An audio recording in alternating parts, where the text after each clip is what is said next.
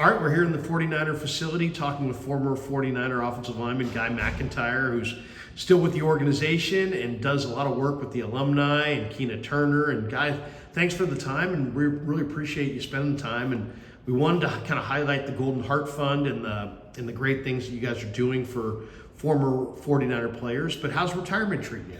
Oh, it's not too bad. I mean, still getting around, still working a little bit with the Alumni Relations Department.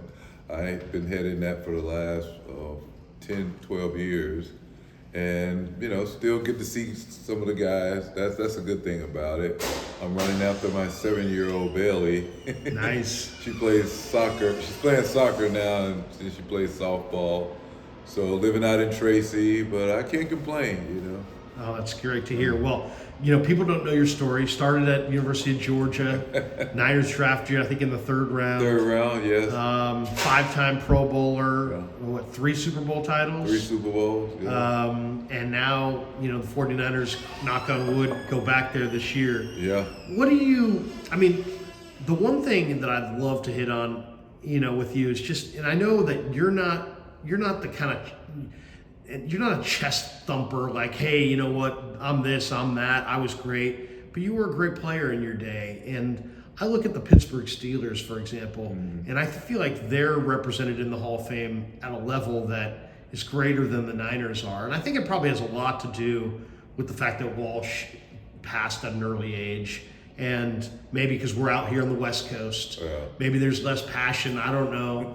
But you're a guy who could be Canton, Ohio bound. You could be a Hall of Famer. Jesse Sapolo, another guy on your line, could have been a Hall of Famer. Maybe was a future Hall of Famer. What would that mean to you to make it into Canton? What would that day be like for you? Well, I mean, I've thought about it. I've been nominated.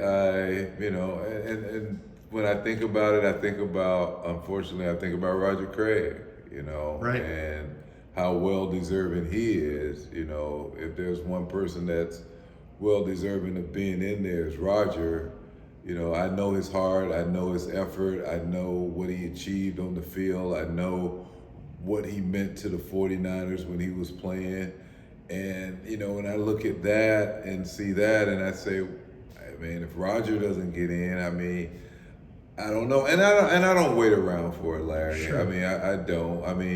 I play with my guys. We won Super Bowls. I did Pro Bowl thing, and it is what it is. How do you measure it against another guy in another era? I don't know. Who makes those decisions? I really don't know. I'm sure there's committees, and there's always somebody that's not going to be in it. You can't put everybody in it. But I think there's some people that are well-deserving that aren't in it, and Roger Craig is one of them. No doubt. Roger Craig. It bothers me that Roger's not in there, too, because he would have been such a great ambassador for football. And that's really what the Hall of Fame is. These guys are ambassadors for the sport that we all love. And Roger, I don't think people realize, Roger was the only member of the all-decade team running back group from the 80s or the 90s to not be represented. He was a Pro Bowl halfback. He was a Pro Bowl fullback. Right. Jerry, and I love Jerry. We all love Jerry. But Jerry's numbers were the greatest numbers that any football player has ever accumulated. Right. And I think that someday some analytics genius is going to figure out that Jerry's greatness suppressed the numbers of Brent Jones. Roger Craig, John Taylor, and Jerry maybe needed those touches and people who coached him knew it. Where Roger was selfless and a team guy, and team success was going to be enough for him. And you go into the locker room even today, it's rare that there's a 150-yard receiver and a 200-yard back, right? It's either one or the other. It's only one ball. And I just my argument to the Hall of Fame committee would be Jerry's numbers suppressed Roger's numbers. And if Roger didn't play with Jerry, he benefited from playing with Jerry, but his numbers did not. And if it's all based on numbers, I think they should look beyond the numbers and see that Roger was Christian McCaffrey before Christian McCaffrey. He was Marshall Faulk before Marshall Faulk. He was the first 1,000. Right. I mean, if that's not significant, I don't know what is. I mean, there are other guys that have gone in, and I don't take credit. I don't take away from what they achieved because we all go out there and we work hard and we go out there just playing the game by game. We don't know what the totals are going to be at the end. I mean, we hope that we have a long, sustained career, but we don't know that, and we just go out there. And that's what Raj did. He just went out there every day. Whatever he was asked to do, he did it. Whether he was asked to block, whether he was asked to catch the ball out of the backfield, whether he was asked to run the ball. I mean, whether he's, that's what he did. Except for the one time when I replaced him with Wendell Tyler and we made a touchdown against the Bears. But that was a different thing, and Bill had, built that in especially for that front. Because Roger wasn't the biggest fullback. He wasn't a fullback, really, but he played fullback. He played out of position most of the time. But then Bill put me in there to do that against the Bears because they had that 57 defense, and which was all the fame to talk about. And but Roger, like I said, man, I mean, I look at Roger and I just used to look at him run with the high knees, and he just ran over people, and he probably should have ran around more people and got more yards. But it's a well-deserving person, and I hope that one day they will recognize that, and that he will be put into where he deserved to be in Kent.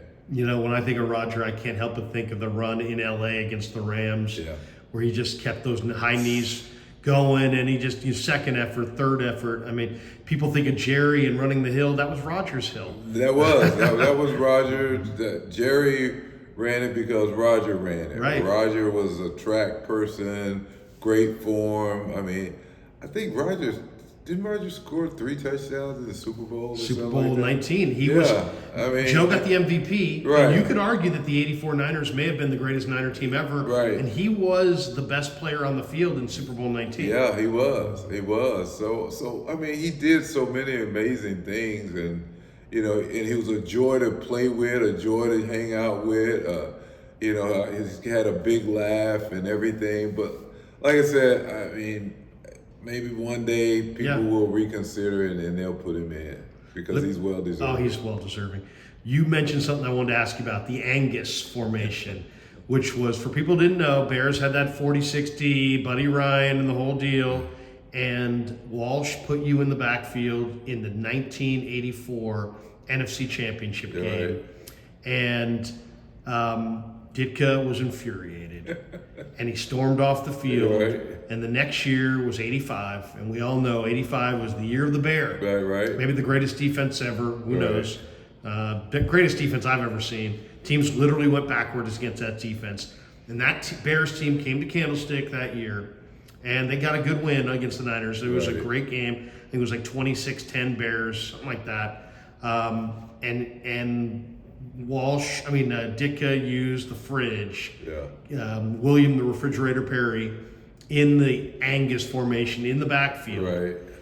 Did you ever have a chance to talk to any of the people like Ditka or Fridge later on about the fact that, you made Fridge. I made him the McDonald's commercial. Right. I wish he would give me my royalties. I know, seriously. But they wouldn't have done that without Walsh putting you back there. No, and then from my understanding, Bill had did this before in high school. Mm-hmm. He had used a bigger person in the situation of a fullback when he had an undersized, player at that position.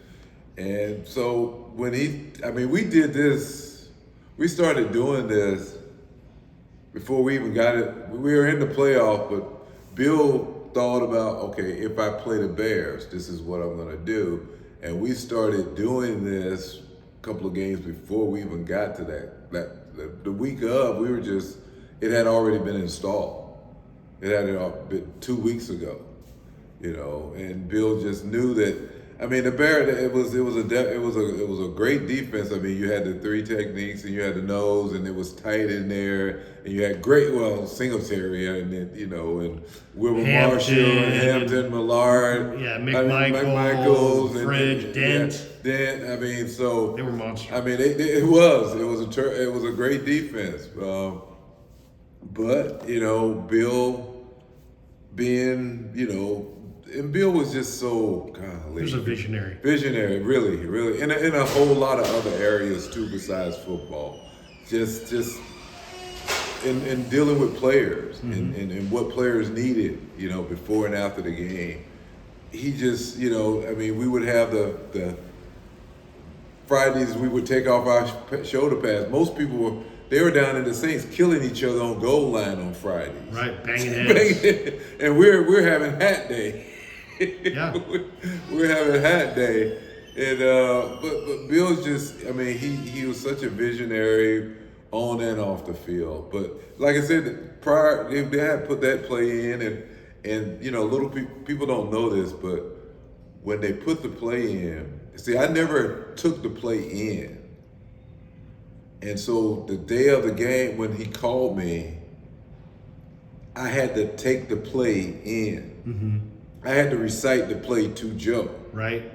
Which I never did. So and they were long and wordy. They're pieces of a play. If you get it wrong, Joe has to call a timeout. Right. So Joe saw me coming in, and he knew what was going on. So he was stepping toward me. I stepped on his foot. I didn't, and I stepped on his foot so hard he pushed me in my chest. Oh no! and for a moment I'm like, oh man, I just broke his foot. I just broke Joe Montana's foot. And I'm like cringing. Yeah. But Joe sucked it up, called the play, we scored, and that was it. And Joe he never brought it up to me until maybe a couple of 3-4 years ago. He said, "You remember stepping on my foot?" I said, "Yeah." He said, "I still got the scar." He's got a scar there today where I stepped on his foot. Wow. It could have went real bad. Yeah, that would have not been good. You played under one of the greatest offensive line coaches this league's ever seen. I mean, you can talk about Hudson Hawk and Alex Gibbs, and they're all great. Nobody was as great as the late Bob McKittrick. Tell us about McKittrick and what it was like playing for him. This is a man that would be there on a freezing cold day with with shirts with no sleeves. He was a former Marine. Right. And he was, people accused you guys of leg whips and this and that, but you know what? McKittrick was, I think, maybe one of the keys to the dynasty from the standpoint of outside of Harris Barton. I don't think there was a first-round draft choice on that line, and he always found guys later. In the same way that Ray Rhodes did that in the secondary, Bob did that on the offensive line, and those are two of the hardest positions in football to coordinate, and you guys had two guys that were spectacular. Yeah, I mean, Bob, he was kind of a backhand compliment type person. Okay. Tough love? Tough love, yeah. But Bob, he had a way of coaching. I mean, his style people didn't like. I mean, people get cut blocking and leg whipping confused. Mm-hmm. And I would tell them, you don't hold me, you don't tackle, I won't cut. Mm-hmm. Right. Let's make a deal. Well, once you tackle, I got to cut you. Right. But that's what my coach told me. But the thing is, you didn't leg whip. It was a cut block. I mean, a cut block is a cut block. You go low and you got to make him get his hands down. Right. And that's leg whipping. You can break your leg doing that. Nobody wants to do that. Right. But Bob was just a hardcore guy. We practiced on the sled all the time. We hit the crowder. It was technique. And he had a certain type of guy that he liked, and we did a lot of pulling, we did a lot of trapping. So we weren't the biggest offensive line out there, but we're the most mobile and agile and fastest offensive line out there.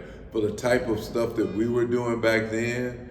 I was coached by Alex at Georgia. Okay. Actually, he saved my career. Great O-line coach too. Great O-line coach. I mean, he saved my career because up to that I hadn't played a lot, and he said when he came in, he said, "You're my starting left tackle." You know, he claimed it right then. But Bob we had a work ethic. I mean, we hit the Crowder, we hit the sled, we worked on our technique. Bob was very critical. He would say, "Well, if you don't like the grade I gave you, change it." Right, do something about it. Yeah, just change it. Here's a pen. You know? This is what I saw. Right. You know? But yeah, I mean, we worked together as a group, and it was great. I mean, he was a great coach. He got us ready. He got us mentally prepared for the game, and that was his thing, making sure that we were mentally prepared. We knew what we had to do on every play, and that we did it efficiently and proficiently. You know, the offensive line has evolved. It used to be the tackles were these monsters, House Ballard and these guys, and the guards were sometimes smaller and more athletic, guys like yourself. Now you look at Burford and Banks. And now it almost seems like the guards are monster, but the tackles have to have crazy athletic footwork because the speed rushers are so great now. Oh yeah, I mean, and that's the thing. Playing left tackle for a right-handed quarterback is you got to have a great guy because that's his blind side. Yeah. I mean, and like you said, they put the speed guys over there because that's where they want to put the pressure at. But just the average size of linemen have gotten bigger, period. Yeah. So all across the board, I mean, the guards are 6'6". You know, I mean, back then the guards were 6'3", 6'4" at the most. You know? And I weighed about 265. I got up to like 300 pounds one day in my life in Philadelphia.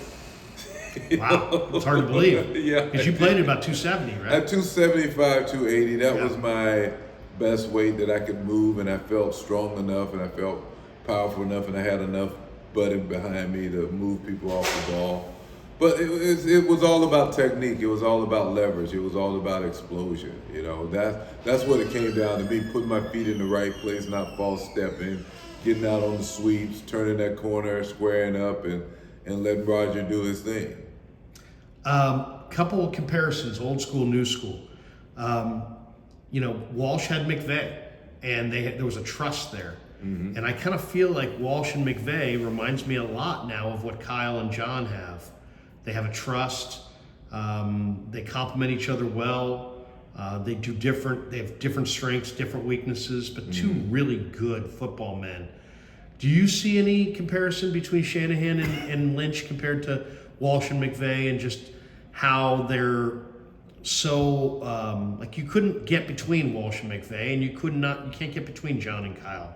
Well, I mean, I think Bill and John, you know, they knew that they had to have a unified front when they make decisions. I mean, and the divisiveness of the media sometimes always tries to break that down or try to find a chink in the armor to bring discord, you know. And so you have to have, whether you may not agree, but in front of the media, you agree. Because if not, then, you know, the house starts falling, some people be chipping at it, and there are people that are divisive and try to do that stuff, you know, but I don't know why. I mean, this is their job, you know. Right. I mean, they're making decisions, you know. They don't always see eye to eye, but they try to see it and agree on it, and then they go forth with it, and when they go out, they go as a united front.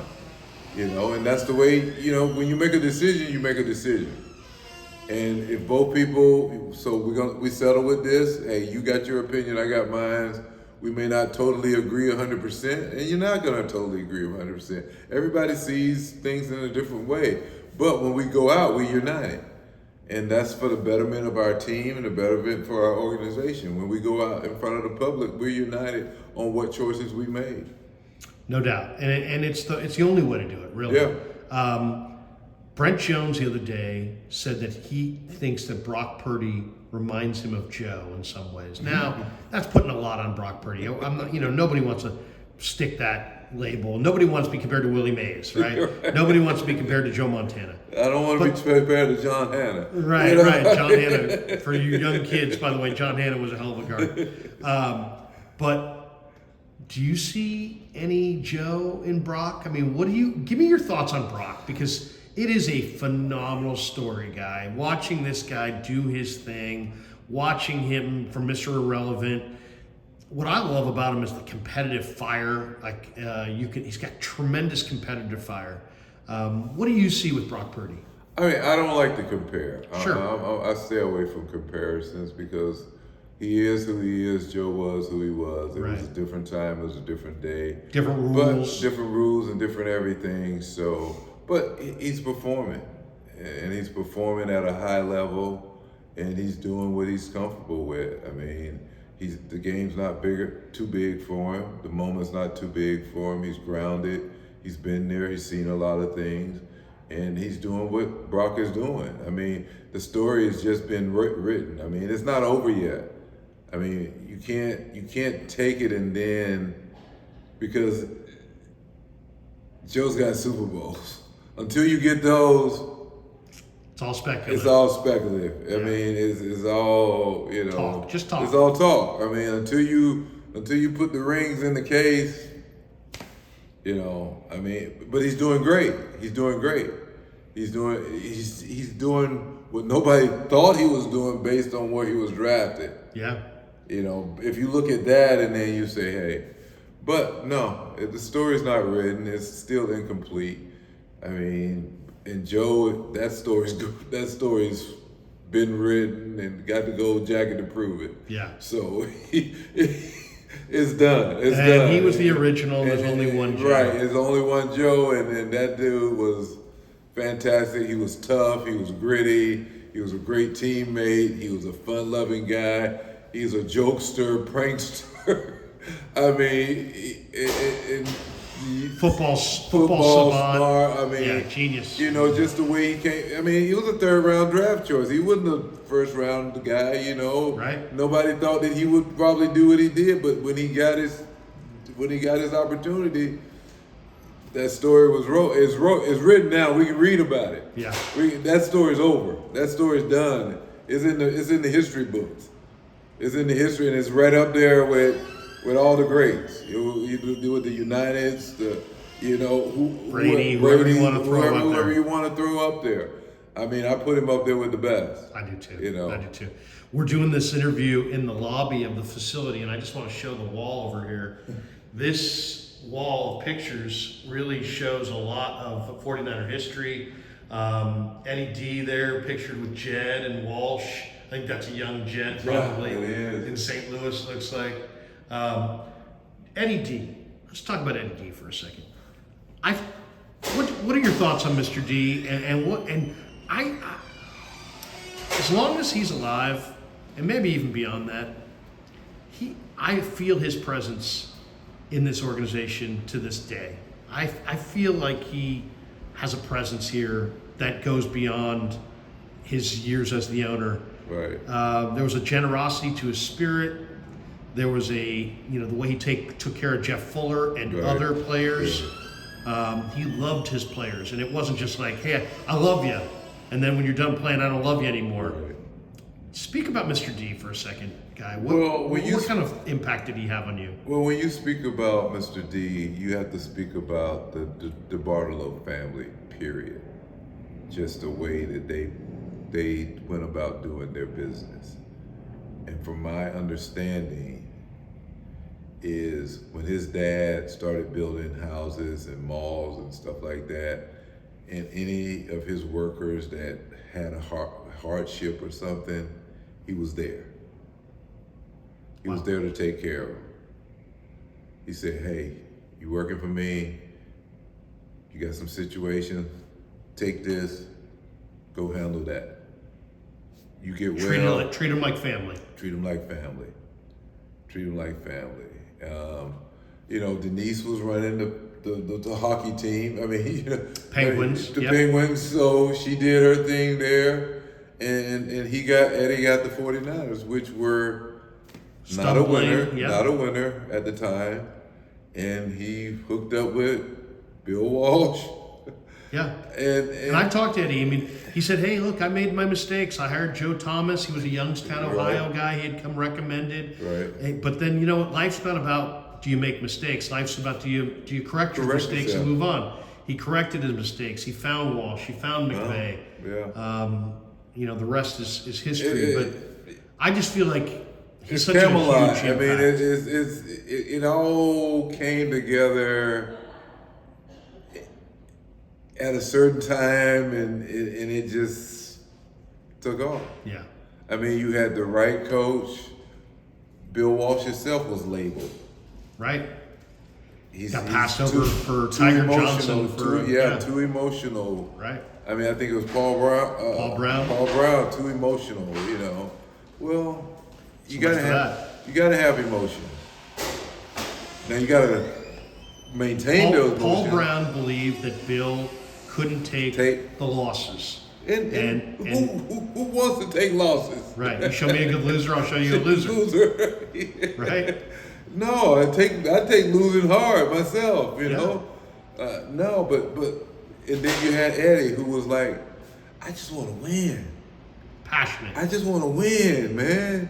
What do I got to do to win? What do I got to do? Got the coach. Bill went out, got his staff. He was, you talk about Eddie, you talk about Bill, they were both just passionate people wanting to win. And Eddie gave him the kit. And he said, win. He had high standards, and he held people to high standards. He did. But he also felt like, we're going to travel first class. My guys are going to travel first class. We're going to do everything the right way. I'm going to hold them to high standards. Right. But I'm going to put everything I got into. But now that created some turbulent times. Oh, sure. Yeah, but they were both. Bill quit about 5 times. Right. Carmen Policy told me that. He's like, Bill quit a lot more than any of you guys realize. But both of them wanted the same thing. They wanted to win, and they didn't take losing kindly. They didn't take it easy. They didn't take it laying down. And we didn't either, because we said, look, you win, you lose 1, but you don't want to get 2 in a row. You definitely don't want to get 3 in a row. Then everything starts crumbling. You got to bounce back. Yeah. So, but Eddie, he wanted to win. He got the right coach finally. Bill had a way of doing things that were different.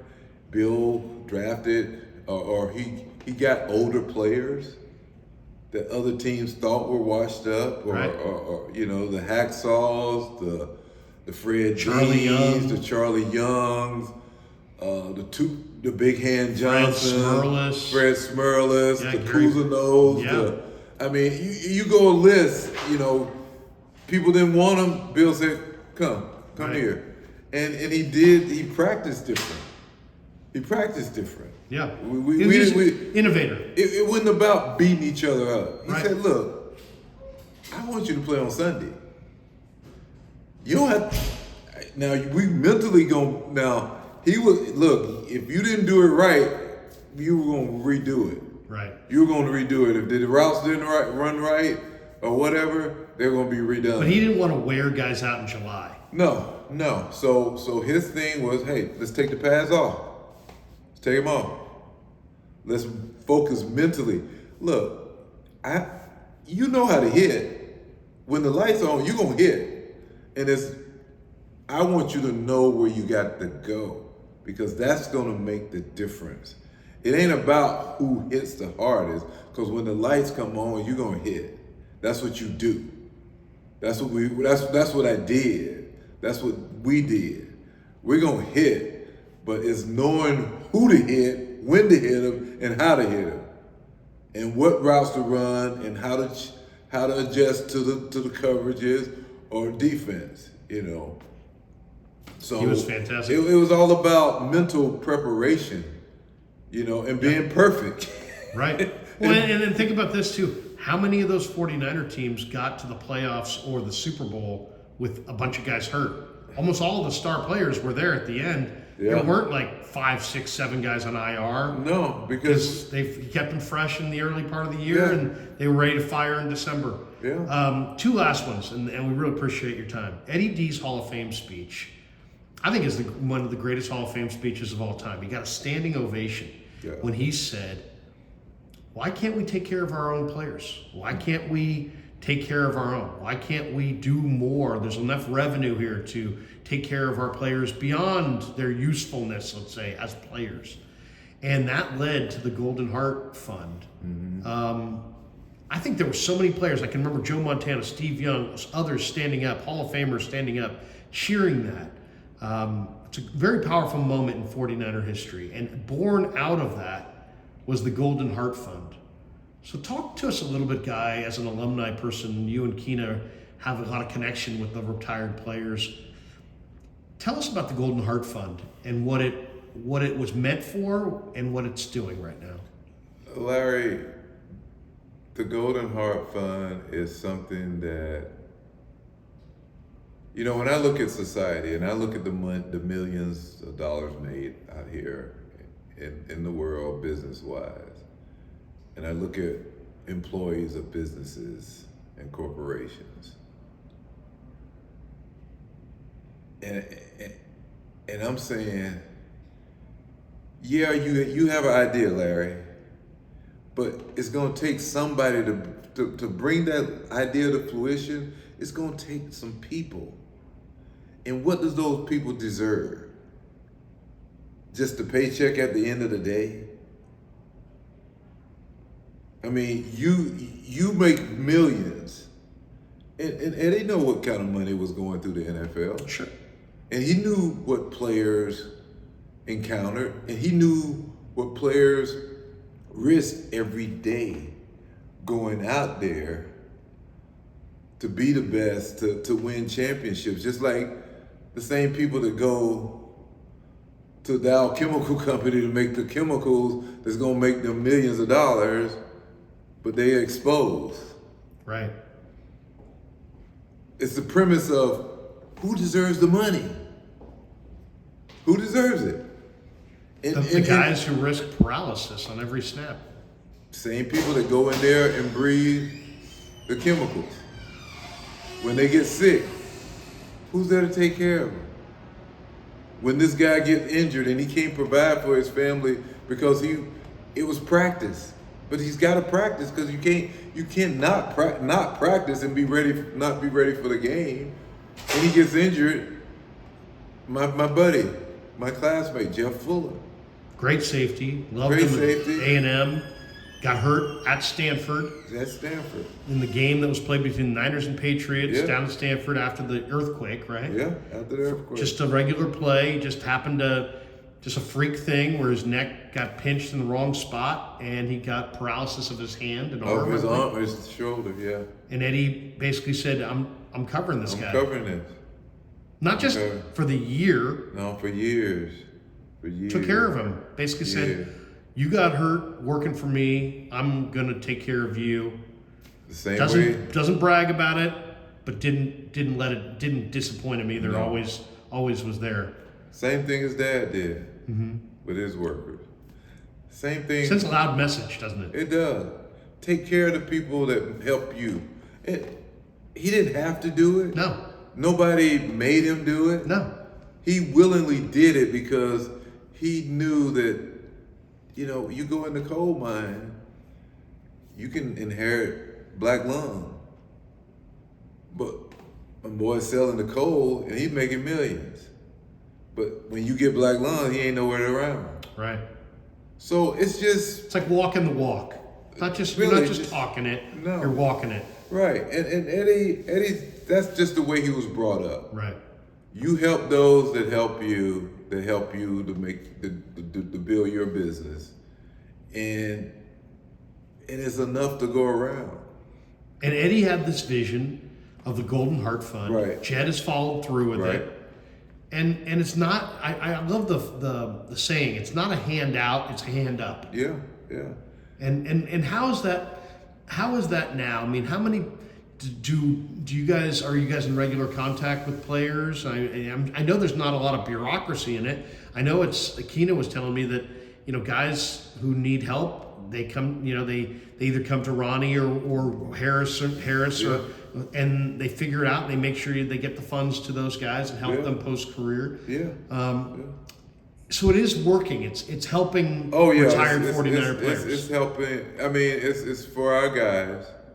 Only Niners. Only Niner guys. But like you said, things happen in life. We don't know what's going to happen. Health. I mean, Situations. Tragedies happen. Tragedies. Yep. I know a guy. His stuff burnt down. Mm-hmm. He didn't do it on his purpose. He didn't set it on fire. Right. It happened, but we helped him restore it. He came. You got to fill out some paperwork. Sure. You got to do your due diligence. Fill out the paperwork, and then we assess it, and then we see what we can do. It goes to a board. They convene. We can move a lot swifter than the NFL. The NFL has a general fund that can help players too, the player care fund. But we can move a lot more quicker and more swifter and address these immediate needs because we can convene our board at any time and say, hey, this is the need that's out there. Look at it. This is the paperwork that's behind it. Okay, what can we do? And that's the way. And Jed, like you said, Jed jumped on board because he has that same heart. He understands that. He's part of that family. He's part of the Barlow family. He knows what his grandfather used to do. He knows what his uncle did. And he inherited, and now he takes it on. And he's the same caring person. The other day, he was, we had alumni weekend. And he made a blanket statement and said, look, any of you guys need any assistance, let me know. Right. Which, as a retired player, how does that make you feel? That makes you feel like people care about you because, this game and sports in general, it's when the band stops playing and the crowd goes away, we're still human. We put on that Superman cape for a while. We go out and run into these big stadiums with 60, 70,000 people listening to us. But we bleed, we hurt, we cry, we go through the same problems. All the frailties of life. Everything. I mean, but somehow we've been given a talent and we exercise it, we work hard at doing it, and we go out here and we put on not just for people, but we put on for our family. But at the end of the day, we're still human. And I think that's what Bill saw. Bill saw the humanity in people. Eddie saw that humanity in people. That people have problems. People run into situations. Everything that is not a storybook. Just because you play this game don't mean you're gonna ride off into the sunset with everything all set up and done and everything's just gonna fall in place. A lot of times because you play this thing, it falls apart because this takes a lot out of you. Yeah. This is not a walk in the park. This is not, you don't just get, in most sports, there's a price that you pay. Guys walk away from the game and sometimes their bodies are broken, sometimes their head's broken, sometimes they're not employable. Their family's broken. Yeah. Sometimes they didn't do the necessary, or they weren't capable of getting the education that was there. Or just dealing with the chapters of life. Yeah, a life. Just walking away from this stage sometimes is hard. Yeah. And what people see when you walk into the office, oh, that guy, he was this at one time. Now he's back here with us, Right. And that can be demoralizing. If you overhear something like that, you're just trying to continue to go and live a life and make life do for your family, yourself, or whatever. But then you come up with these injuries, I mean, it's a shame that we had to go out and fight to get the concussion thing. It's a shame that we have to go and fight and get these benefits. You know, it's a shame. You know, that's like, I don't care once you're over. I don't care. Right. I don't care. The majority of people saying I don't care. Right. Now it's become a lot better, but we had to strike, we had to fight. Like everything, you know, most benefits don't come easy, and you have to fight. You know, but these games, and you call it a game, but it's life. It's a business. Right. It's a career. It can happen. It can happen. It can last for a long time, and it can be over at one play. And then what? And then what? Right. And this fund basically just helps ex-49ers get through the challenges that they have, either physically, emotionally, usually financially, post-career, and it's something that I'm all about supporting. And tell us, before we finish here, about the event you guys have coming up. I know there's a run. Yeah. We'll have more details for all you guys watching this video about the Golden Heart Fund and how people can donate. I'll give you all those details as we go here. But you guys have a run coming up here. I know Jesse Sapolo is a big part of it. It's going to be here at Levi's this Saturday. Right. And it's a fundraiser for the Golden Heart Fund. For the Golden Heart Fund, yeah, to continue to have money available for our guys. It's just a little fun run, a 3-mile run. It starts at the stadium and ends back at the stadium. I'll be up early in the morning, coming out and just wishing everybody well, and just, you know, it's a chance to come out and, you know, run in the stadium, meet some of the former 49ers, just and part to contribute to, you know, what these guys do. People don't know. There's a price you pay. Sure. There's a price that we've been paying to get to this level here.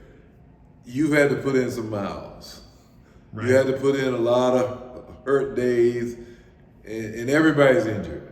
Everybody's injured. You just learn how to mask it. You learn how to tape it up. You learn how to suck it up. You learn how to go forward. And you just distinguish between the pain and the injury. Right. You know, I always say you can play with pain, but you can't play injured. Yeah, the old coaching saying, everybody's hurt, tell me when you're injured. Yeah, that's right. And it's a fun run, and, you know, like I said, we'll have some of the alumni out here to wish well to the runners and stuff, but come out and enjoy it. I think it's going to be a nice sunny day, no rain in the forecast. We're kind of, you know, getting ready to end this, you know, this fall, and it's supposed to be a eclipse too. So. Oh, really? You know, nice. Not in the morning. Not in the morning. Yeah, no, not that morning. Well, no, it's supposed to be. You may be able to see it Saturday morning. Okay. Yeah, but yeah, come out. I mean, and it's all to help our guys. You know, there's a lot of guys that play a couple of years, 3 years, and they sustain real bad injuries. Sure. And it doesn't happen until I mean, I've had 2 hip surgeries in the last 2 years. And the injuries don't happen until you start to get older. As you get older in your 40s and stuff like that, and then you don't have insurance. The NFL, you're not covered in insurance. It's only 5 years after you play. Right. Most guys end up in their 30s, except for if you're Tom Brady. You go to your 55. right. 110. Yeah. Tom Brady's But that's an anomaly right there. Yeah. You know, that's 1 in a million. Yeah. Guy, thank you very much for the time. Sure. We're gonna tell people, guys, if you're watching this video with Guy, we're gonna tell you how you can contribute to the Golden Heart Fund. We're gonna try to get some alumni on here throughout the year and talk more about the Golden Heart Fund. There's a lot of Niner fans out there that are very passionate, not only about 49er football in 2023, in 2024 and beyond, but are very passionate about 49er football in the 70s and the 80s and going way back, the 60s. My parents had season tickets back at Kezar Stadium, and there's a lot of people that go way, way back to the origins of this franchise. And it's a beautiful thing that Eddie D said to everybody, hey, we can do this. We can take care of our players. And it's awesome that Jed has backed that up. And they're doing great stuff. So we will tell you guys how you can contribute and donate to the Golden Heart Fund. Guy, we wish you nothing but success, man. My pleasure, I'd love Larry. to see it. Love to see you in Canton someday. Matt Mayoko, if you're watching, get this guy in. Jesse, Is he Guy, one of those guys Roger. on the board? Yeah. Get these guys into Canton. Come on, Maddie. No, but thanks to all of you guys for watching this. Thanks for supporting the Krug Show. We'll tell you how you can support the Golden Heart Fund with more details coming up. And Guy, once again, thanks for your time. All right, my pleasure.